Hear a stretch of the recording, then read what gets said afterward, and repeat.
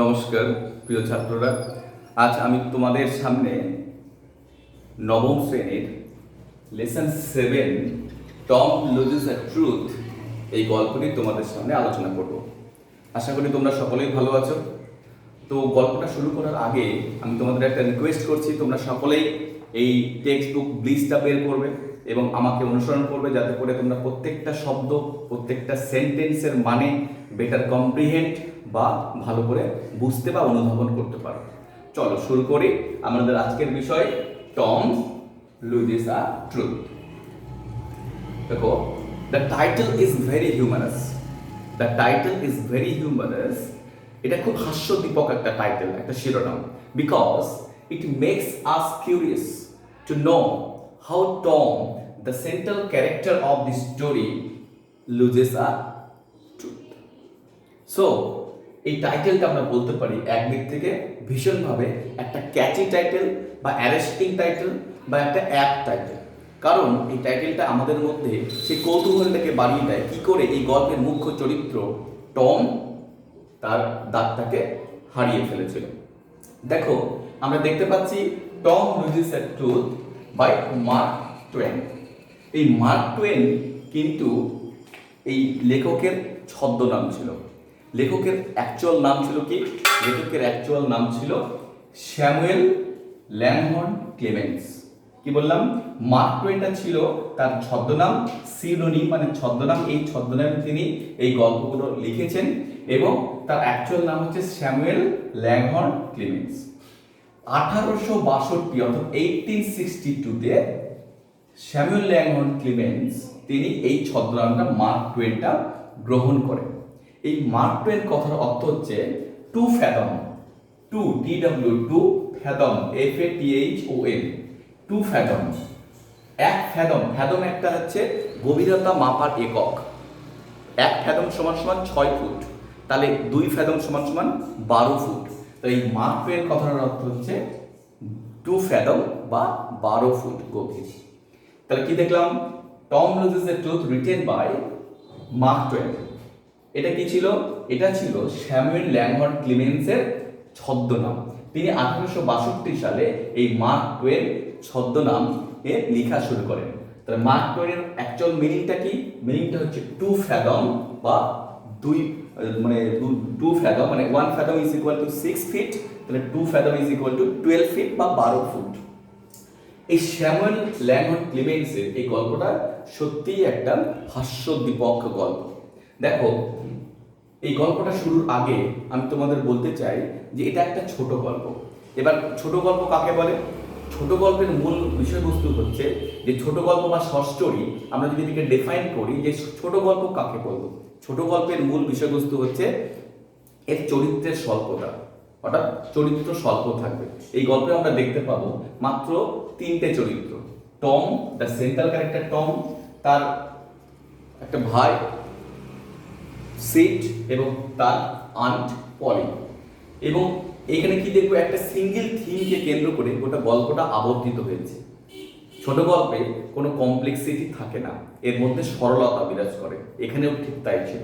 এবং সর্বোপরি গল্পটার একটা অ্যাব্রাপ্ট এন্ডিং বা হঠাৎ করে সাডেন এন্ডিং হয়, এখানেও ঠিক তাই হয়েছিল।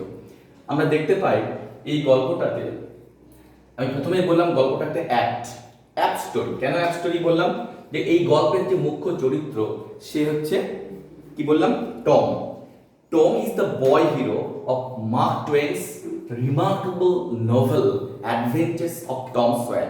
এই অ্যাডভেঞ্চার্স অফ টম সয়ার যে তার বিখ্যাত উপন্যাস, তারই একটা এক্সট্র্যাক্ট হচ্ছে এই বর্তমান ছোট গল্প টম লুজেস আ ট্রুথ। এখানকার মুখ্য চরিত্র হচ্ছে টম। সে কি করে? তার সোমবারের দিনটা তার কাছে অসহ্য যন্ত্রণা। তার বিদ্যালয় মোটেই ভালো লাগে না। সে বিদ্যালয়কে অ্যাভয়েড করতে চায় এবং বিদ্যালয়ে না যাবার জন্য সে নানা রকমের ফন্দি আঁটে। সে মাছ ধরতে পছন্দ করে, বিদ্যালয়ে না যেয়ে সে মাছ ধরতে যেতে চায় এবং তার ফলে সে বিভিন্ন রকমের ফন্দির আশ্রয় নেয় এবং অবশেষে তার ফন্দিগুলো সবগুলো ধরা পড়ে এবং সে ভালো অভিনয় করতে শেখে। কিন্তু একটা সময় দেখা যায় তার অভিনয়টি ধরা পড়ে এবং তা বাস্তবে পরিণত হয় এবং টম তার দাঁত যন্ত্রণার অভিনয় যখন করতে থাকে এবং ধরা পড়ে সত্যি তার দাঁতে যন্ত্রণা হচ্ছে এবং আন্ট পলি তার দাঁতটাকে তুলে ফেলে, অর্থাৎ টম তার দাঁতকে হারায়। এই গল্প আমাদের সকলকেই একটা শিক্ষা দেয়। কি শিক্ষা? যে আমাদের কোনো রকমের কাজে অবহেলা করা উচিত নয়, কাজ ফাঁকি দেওয়া উচিত নয়। যে এই কাজ ফাঁকি দেওয়ার জন্য যদি আমরা কোনো অজুহাত খুঁজি, এক্সকিউজ খুঁজি, তা আমাদের কাছে ঘুরে ফিরে একটা কষ্টদায়ক বা যন্ত্রণাদায়ক জিনিসে পরিণত হয়। এটা আমাদের কাছে খুব একটা উপদেষ্টামূলক শিক্ষা। এই গল্প থেকে আমরা শিক্ষাটা লাভ করতে পারি। এবার চলে আসি এই গল্পের লেখক, আমি বললাম মার্ক টোয়েন, তার অ্যাকচুয়াল নাম Samuel Langhorne Clemens. Mark Twain was an eminent American novelist. তিনি একজন প্রখ্যাত বা খ্যাতনামা মার্কিন উপন্যাসিক। তার প্রকৃত নাম বললাম স্যামুয়েল ল্যাম্পার্ড ক্লেমেন্স। এই ব্যক্তি, এই অসাধারণ আমেরিকান উপন্যাসিক 1835 সালে আমেরিকার একটা বিখ্যাত শহর ফ্লোরিডায় জন্মেছিলেন। তার বাবা ছিলেন জন ক্লেমেন্স, একজন বিখ্যাত আইনজীবী। কিন্তু তার জীবনটা মোটেই সুখকর ছিল না। মাত্র 12 বছর বয়সে তিনি তার বাবাকে হারান। ফলে এই স্যামুয়েল ল্যাম্পার্ড ক্লেমেন্সের আর পড়াশোনা বেশি দিন করে হয়ে ওঠেনি। তার জীবনটা ছিল অত্যন্ত দুর্বিষহ। প্রথম তিনি সংবাদপত্রের হকারের কাজ করেন, বাড়ি বাড়ি সংবাদপত্র বিলি করেন। এমনকি মুদির দোকানের একজন কেরানি হিসেবে তাকে কাজ করতে হয়, ছাপাখানার কর্মী হিসেবে কাজ করতে হয়। সর্বোপরি তোমরা সকলেই শুনে থাকবে মিসিসিপি মিসৌরি, এই মিসিসিপি নদীতে তাকে মাঝির কাজও করতে হয়। এরকম ছিল তার জীবনের দুর্বিষহ কাহিনী। তার যে জীবনটাকে তিনি ধীরে ধীরে গড়ে উঠেছিলেন, এই জীবনের দুর্বিষহ কাহিনী পরবর্তীতে তার বিভিন্ন উপন্যাসের মধ্য দিয়ে কিন্তু প্রতিফলিত হয়। তার যে পরবর্তী জীবনটাও খুব সুখকর হয়ে ওঠেনি। তিনি তার নিজের স্ত্রী এবং তার 2 কন্যা সন্তানকেও হারিয়ে ফেলেন, এবং হারিয়ে ফেলার পরে তিনি প্রচণ্ড হতাশ হন। তারপরেই তার নেমে আসে ব্যবসায় ধস, তিনি প্রায় দেউলিয়া হয়ে যান। তোমরা একটা উল্লেখ্য বলে রাখি, 1896 অর্থাৎ 1896 সালে তিনি ভারতবর্ষে আসেন, এবং ভারতবর্ষে এসে ভারতবর্ষের তার অভিজ্ঞতার কাহিনী তিনি একটি বইতে লিপিবদ্ধ করেন। সে বইটির নাম হচ্ছে ফলোইং দ্য ইকুয়েটর 1897। অর্থাৎ তিনি 1896 সালে ভারতবর্ষে আসেন এবং 1897 সালে ফলোইং দ্য ইকুয়েটর 1897-এ তিনি এই তার উপলব্ধির কথা, ভারতে আসার উপলব্ধির কথা ব্যক্ত করেন। তার জীবনের শেষ যে রচনাবলী, সেখানে তার ধর্মের প্রতি, তার ঈশ্বরের প্রতি যে বিতরাগ, যে অশ্রদ্ধা, যে অসন্তোষ, সেটা বারবার করে পরিলক্ষিত হয়। কারণ জীবনে তিনি প্রথম থেকে শেষ অবধি শুধু নিদারুণ যন্ত্রণা পেয়েছেন। সেই যন্ত্রণার প্রতিচ্ছবিগুলো বারবার করে যেন তার বিভিন্ন গল্প উপন্যাসের মধ্যে দিয়ে ভেসে ওঠে।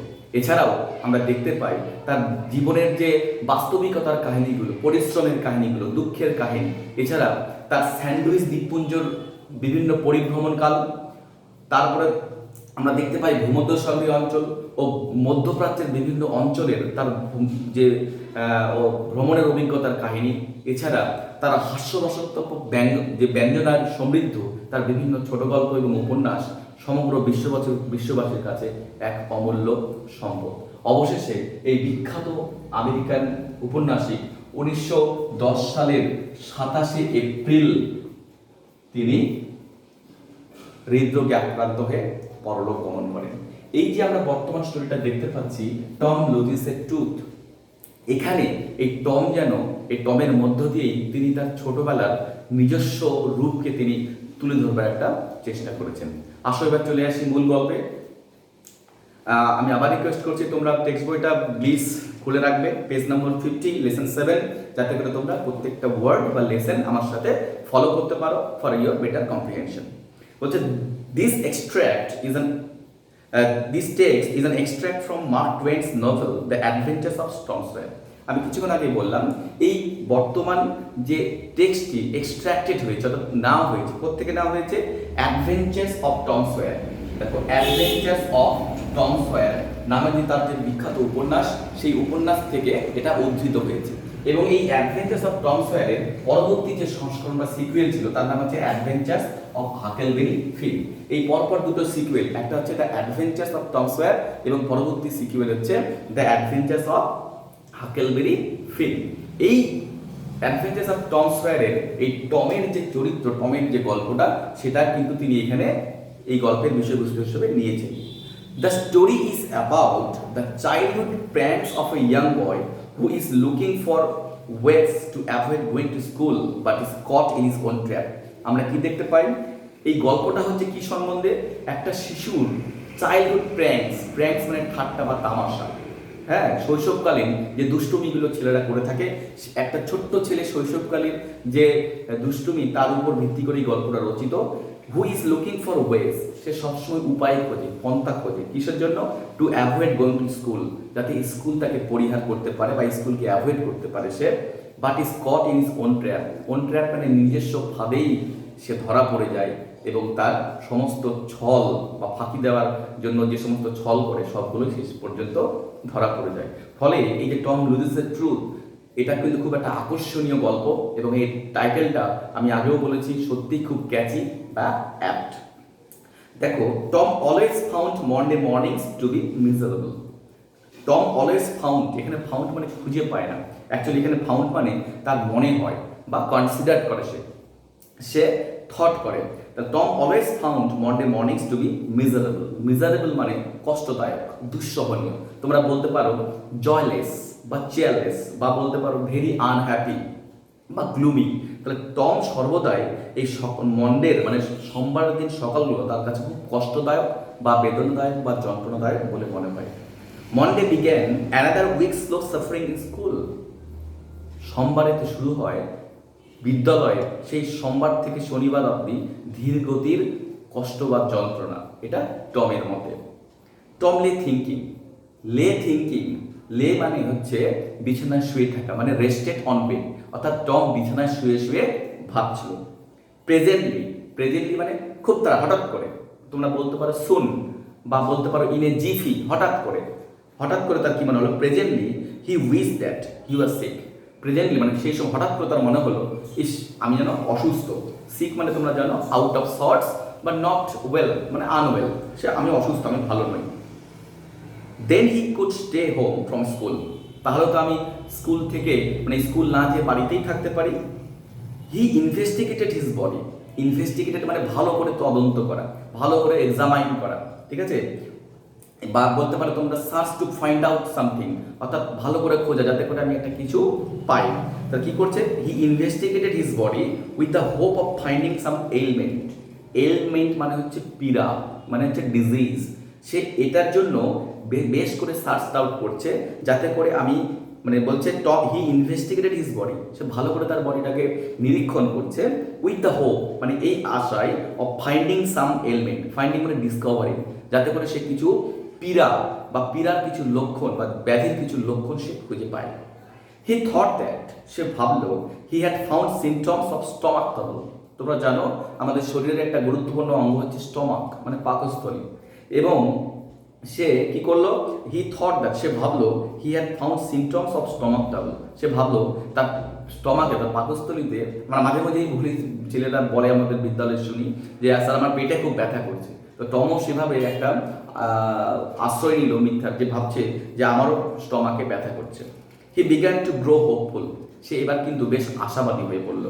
হাউএভার, যাই হোক, the symptoms soon grew feeble, এই যে সিমটমসগুলো ছিল খুব তাড়াতাড়ি ফিবল মানে উইক হয়ে গেল, খুবই উইক হয়ে গেল বা পাওয়ারলেস হয়ে গেল। ফিবল মানে উইক বা পাওয়ারলেস। যে সিমটমসগুলো তার মনে হচ্ছিল যে সঠিক সিমটম বা লক্ষণ, সেটা কিন্তু আস্তে আস্তে দুর্বল বা ক্ষমতাহীন হয়ে পড়লো। অ্যান্ড হোলি ওয়েন্ট অ্যাওয়ে মানে চলে গেল, মানে ওয়াজ গন বা ওয়াজ ওভার।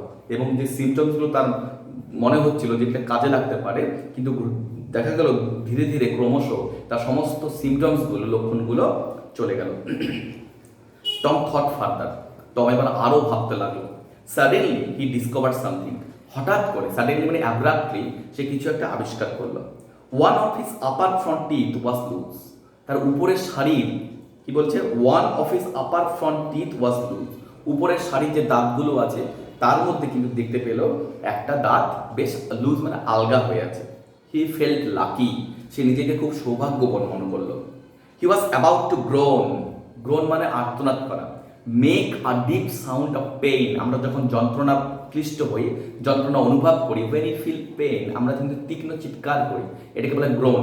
বলছে he was about to groan মানে সে গঙ্গাতে যাবে। When it occur to him, occur to him মানে হচ্ছে এটা তার মাথায় এলো, মানে কেম টু হিজ মাইন্ড, তার মাথায় এলো। কি মাথায় এলো? দ্যাট ইফ আনফলিং was to know he would surely pull it out and that would hurt. তার পলিকাকনা যদি জানতে পারে তিনি নিশ্চিত রূপে এটাকে তুলে ফেলবেন এবং তার দাঁতে যথেষ্ট ব্যথা হবে। কি সেটা ভাবতে লাগলো। Tom thought he would hold the tooth in reserve for the present.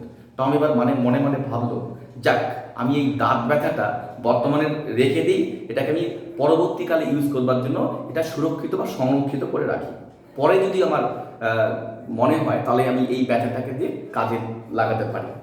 He remembered hearing from a doctor. তার মনে পড়ল সে একবার ডাক্তারের কাছ থেকে শুনেছিল দ্যাট এ সার্টেন এলিমেন্ট, কোনো একটা ব্যাধি বা পীড়া কুড লে আপ এ পেশেন্ট। লে আপ মানে হচ্ছে কনফাইন টু বেড, মানে তাকে শয্যাশায়ী করেছিল। কোনো একটা পীড়া বা ব্যাধি কোনো একটা পেশেন্টকে শয্যাশায়ী করেছিল ফর 3 days, 3 দিনের জন্য। And make him lose a finger, এবং তার জন্য তাকে সেই ছেলেটিকে বা লোকটিকে তার একটা আঙ্গুলকে হারাতে হয়েছিল। এটা তার মনে পড়লো কোনো এক সময় সে ডাক্তারের কাছ থেকে শুনেছিল। He eagerly drew his sore toe from under the sheet and held it up for infection. Eagerly মানে আগ্রহান্বিত হয়ে, উইথ কিন ইন্টারেস্ট, খুব আগ্রহের সহিত সে কি করলো? হি ড্রিউ হিজ সোর টো, সোর মানে ঘা, পায়ের একটা কোনো অংশে তার সামান্য একটু ঘা বা ক্ষত হয়েছিল, সেটাকে সে বিছানার চাদরের ভিতর থেকে বের করলো। And held it up for inspection, এবং ভালো করে দেখবার জন্য সে কি করলো? এটাকে বিছানার চাদর থেকে বের করে পায়ের আঙ্গুলটাকে সে তুলে ধরলো। He did not know the necessary symptoms, কিন্তু পায়ের ক্ষত হলে যে প্রয়োজনীয় কী কী লক্ষণগুলো থাকা উচিত এটা তার ভালো করে জানা ছিল না। হাউএভার, যাই হোক, ইট seemed like a good chance, যাই হোক তার কাছে মনে হলো এটা একটা ভালো সুযোগ। Tom fail to Groening, Tom কিন্তু এবার আর্তনাদ করতে শুরু করলো। But his brother seed slept on, কিন্তু তার ভাই সিড সে কিন্তু ঘুমিয়েই চললো। স্লেপ্ট অন মানে হচ্ছে ওয়েন্ট অন স্লিপিং, মানে সে এদিকে টম তো গঙ্গাচ্ছে, অপরদিকে তার ভাই ঘুমিয়ে যাচ্ছে। টম গ্রোন্ড লাউডার, টম আরো বেশি করে গঙ্গাতে লাগলো। হি ফ্যান্সিড দ্যাট, ফ্যান্সিড মানে ইমাজিনড, সে কল্পনা করতে লাগলো। He began to feel pain in the toe, সে অনুভব করতে লাগলো তার পায়ের আঙ্গুলে সে যথেষ্ট ব্যথা অনুভব করছে। No response came from Sid, কিন্তু সিডের কাছ থেকে কোনো সে রেসপন্স বা সাড়া পেল না। Tom then started a succession of groans, কিন্তু টমের তখন সে বারবার করে সাকসেশন অফ গ্রোন মানে কন্টিনিউয়াস সে এই গঙ্গানিটা চালিয়ে দিতে লাগলো, এবং সে একটার পর একটা গঙ্গানি যেন আস্তে আস্তে তার ইনক্রিজ হচ্ছিল, এবং সে বারবার করে সেই গ্রোনিংটা কন্টিনিউয়াস করছিল। হাউএভার, যাই হোক, সিড স্নোড অন। এই যে স্নোড মানে হচ্ছে আমরা বলি নাক ডাকা, ঠিক আছে, নাসিকা গর্জন, অর্থাৎ made a nasal sound when someone sleep, যখন কেউ ঘুমোয় দেখবে নাক থেকে নাসিকা গর্জন হয়, এটাকে আমরা বলি স্নোরিং বা স্নোর। বলছে হাউএভার সিড স্নোর অন, এদিকে টম তার গঙ্গানি কন্টিনিউয়াসলি বাড়িয়ে যাচ্ছে, আর এদিকে সিড কিন্তু স্নোর অন, অর্থাৎ ঘুমের মধ্যে তার নাসিকার যে গর্জন নেজাল সাউন্ড এটাকে চালিয়ে যাচ্ছে। টম বিকেম এক্সাইটেড, এই যে সে গঙ্গানি চালিয়ে যাচ্ছে, অপরদিকে তার পাশে শুয়ে থাকা ভাই সিড কোনো রকমের রেসপন্স করছে না, ফলে টম বিকেম এক্সাইটেড, মানে টম ধীরে ধীরে অ্যাজিটেটেড হচ্ছে, মানে বেশ একটু ক্ষুব্ধ হয়ে যাচ্ছে, রাগান্বিত হচ্ছে। হি সেড, সে বলছে সিট সিট অ্যান্ড শুক হিম, সিট সিট বলে তাকে ডাকছে এবং সিটকে শুক করছে, মানে স্টির করছে, নাড়া দিচ্ছে, ধাক্কা দিচ্ছে। This course work well, course মানে হচ্ছে এ planned way for an action, অর্থাৎ কোনো একটা কাজ পরিকল্পনা মাফিক করা, এটা বলে কোর্স। বলছে দিস কোর্স ওয়ার্ক ওয়েল মানে বিকেম সাকসেসফুল, অর্থাৎ টম যে পরিকল্পনায় সিটকে ধাক্কা দিচ্ছিল তার সেই পরিকল্পনাটা সফল হলো। অর্থাৎ আমরা কি দেখতে পাবো যে সিড হয়তো এবার রেসপন্স করতে পারে। এই জন্যই বলছে this course work well, course মানে কি বললাম, যে প্ল্যান্ড ওয়ে অফ ওয়ার্কিং, অর্থাৎ পরিকল্পনা মাফিক কাজ। আর ওয়ার্ক ওয়েল বলতে বিকেম সাকসেসফুল বা সফল হয়েছিল। সিট ইয়ন্ড, সিট এবার ঘুম থেকে জাগ্রত হলো, মানে হাই তোলা, ইয়ন্ড মানে করে হাই তোলা।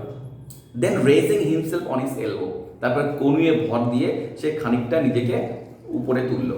স্টেয়ার্ড অ্যাট টম, স্টেয়ার্ড মানে এক দৃষ্টিতে নিষ্পলক চোখে তাকিয়ে থাকে, মানে gazed fixedly. Tom went on groaning, এদিকে টম কিন্তু তার গঙ্গানিটা চালিয়ে যাচ্ছে। Sid said, Tom say Tom, Tom Sid বলছে টম, টম বলো টম, নো রেসপন্স। কিন্তু টম কোনো উত্তর দিল না। Here Tom, Tom what's the matter Tom? এই যে টম, টম কি হয়েছে তোমার Tom? Sid shook him and looked in his face anxiously. Sid তাকে ধাক্কা দিচ্ছে এবং তার মুখমণ্ডলের দিকে অ্যাংসাসলি মানে উদ্বিগ্নতার সহিত, ওয়ারিডলি সে তার দিকে তাকিয়ে রয়েছে। টম মোন্ট আউট, মোন্ট আউট মানে টম এবার বিলাপ করতে লাগলো। এই যে মোন্ট শব্দটা MOANED, মোন্ট মানে বিলাপ করা, মানে বিলাপের সুরে বলা বা আর্তনাদের সুরে বলা। তোমরা বলতে পারো ল্যামেন্টেড, বা আর একটা শব্দ বলছি আমি wailed, WAILED, wailed. Tom moaned out বা ওয়েল করতে লাগলো। Oh don't say it, don't shake me. ও সে তুমি আমাকে এভাবে ঝাঁকিও না, ঝাঁকিও না। Why, what's the matter Tom? I must call auntie. কেন, তোমার কি হয়েছে টম? আমি অবশ্যই আন্টি মানে কাকিমাকে ডাকবো। নো নেভার মাইন্ড, তুমি এমনটা কখনোই করবে না। It will be over by and by, maybe, সম্ভবত এটা সময়ের সঙ্গে সঙ্গে ভালো হয়ে যাবে। ডোন্ট কল এনিবডি, তোমাকে কাউকে ডাকবার প্রয়োজন নেই। But I must, don't grown so Tom, it's awful. এবার বলছে না আমি অবশ্যই ডাকবো। ডোন্ট গ্রোন সো, তুমি এভাবে গঙ্গিও না। টম ইটস অফুল, মানে টম এটা খুব ভীতিপ্রদ, এটা তোমার ভয় করছে, মানে এটা এটা খুব ফ্রাইটেনিং, এটা খুব ফিয়ারফুল। যেন বলছে অফুল, এখানে অফুল মানে হচ্ছে খুব ফ্রাইটেনিং বা fearful. How long have you been this way, তুমি কতক্ষণ ধরে এভাবে কাটাচ্ছ, কতক্ষণ ধরে তোমার এইভাবে যন্ত্রণাটা হচ্ছে? আওয়ার্স, আউচ, অনেকক্ষণ ধরে। উফ, oh don't stir so Sid, you will kill me, তুমি এভাবে আমাকে নাড়িও না, তুমি তো দেখছি আমাকে মেরেই ফেলবে। Tom, why didn't you wake me sooner, তোমার যখন এতটা ব্যথা হচ্ছে তুমি আমাকে আগে জাগাওনি কেন? ও Tom, you aren't dying are you? Don't Tom, O don't. দেখো ডাইং, DYING, এই ডাইং শব্দটা তোমরা দুরকম দেখে থাকবে। একটা হচ্ছে DYING, একটা হচ্ছে DYEING। যেখানে DYING ডাইং মানে হচ্ছে গোয়িং টু ডাই বা অ্যাবাউট টু ডাই। তোমরা আর একটা শব্দ মনে রাখতে পারো সেক্ষেত্রে। এই যে আমি তোমাদের একটা শব্দ বলছি, তোমরা দু রকমের শব্দ দেখবে, একটা হচ্ছে DYING আর একটা হচ্ছে DYEING। এই ডাই মানে হচ্ছে অ্যাবাউট টু ডাই, মানে মরতে যাওয়া, মরমর হওয়া। এটা সবচেয়ে ভালো ইংলিশ হচ্ছে মরিবান্ড, MORIBUND। আর এই ডাই মানে হচ্ছে কালারিং। তোমরা শুনে থাকবে হিয়ার ডাই, তাহলে এটাও একটা ডাইং, এটাও একটা ডাইং। তাহলে এখানে আমাদের ব্যবহৃত হয়েছে DYING। বা এই সেন্টেন্সটা ভালো করে লক্ষ্য করো, বলছে oh Tom, you aren't dying are you? You aren't dying are you, এটা একটা ট্যাগ কোয়েশ্চেন। কোয়েশ্চেন তিন প্রকারের হয়, একটা হচ্ছে WH টাইপ অফ কোয়েশ্চেন, একটা yes no type of question, আর একটা হচ্ছে ট্যাগ কোয়েশ্চেন। তো এটা হচ্ছে একটা পার্ট, দেখো এটা একটা tag question. Tom, you aren't dying are you, তুমি তো মরছো না তাই নাকি? ডোন্ট টম, ও ডোন্ট, তুমি এরকমটা করো না টম, এরকমটা করো না। আই ফরগিভ এভরিবডি, সিট, আমি সকলকেই, ফরগিভ মানে আমি ক্ষমা করে দেবো, আমি সকলকে পার্ডন করে দেবো। টেল দেম সো, তুমি তাদের সকলকেই বলে দিও। Sid had rush to call help, Sid সঙ্গে সঙ্গে দৌড়ে সাহায্যের জন্যে চলে গেল। আমি এই টম লুজেস টুথ এই ভিডিওটা পার্ট 1 এখানেই শেষ করলাম। সেকেন্ড ভিডিওটা তোমরা সেকেন্ড পার্টটা তোমরা নেক্সট ভিডিও এই টম লুজেস টুথ পার্ট 2 ভিডিওতে পেয়ে যাবে। কেমন? ঠিক আছে।